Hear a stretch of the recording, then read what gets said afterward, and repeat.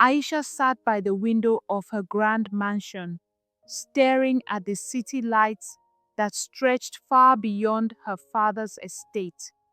She had everything: wealth, luxury, power.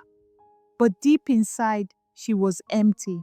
She longed for something real, something money could not buy.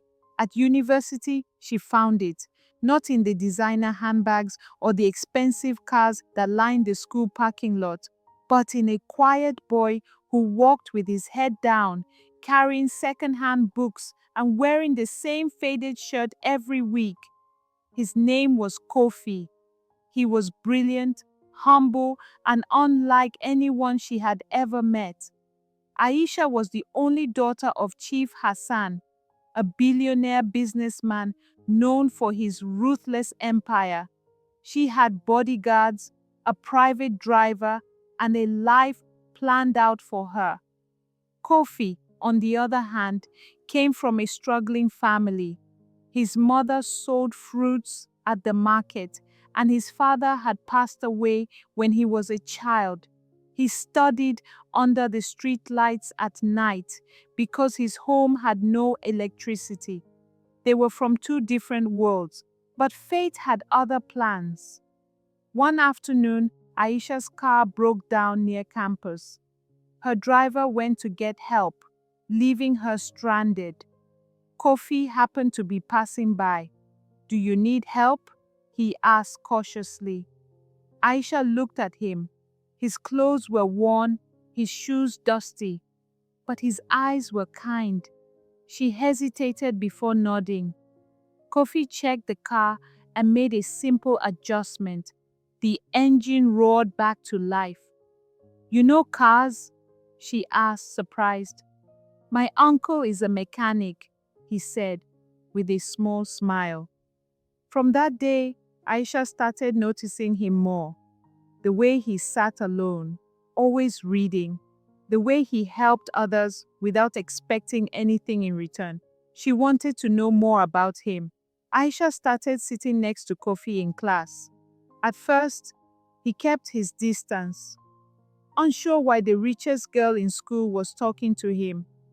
But soon, they became friends. They studied together, shared stories, and laughed. One day, Aisha brought him lunch. "You never eat during breaks," she said. Kofi hesitated before accepting. He had been skipping meals to save money for his mother's medicine. "You don't have to do this," he said. "I want to," she replied. It was the first time someone had cared for him in a long time.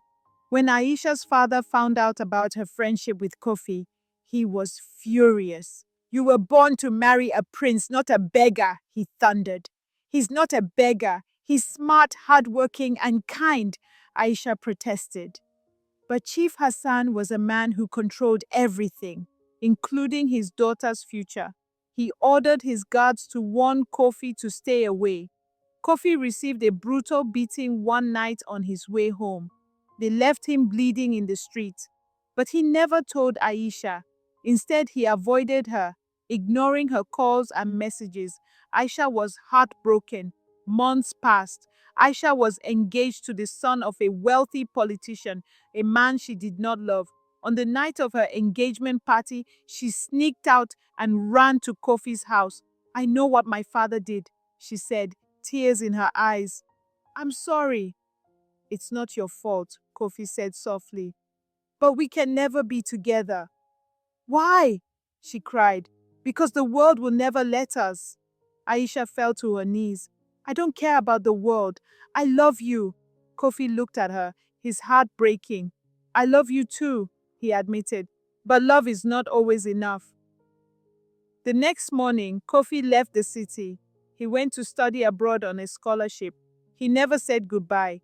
Years later, Aisha was married, living a life she never wanted. And Kofi? He became a great professor.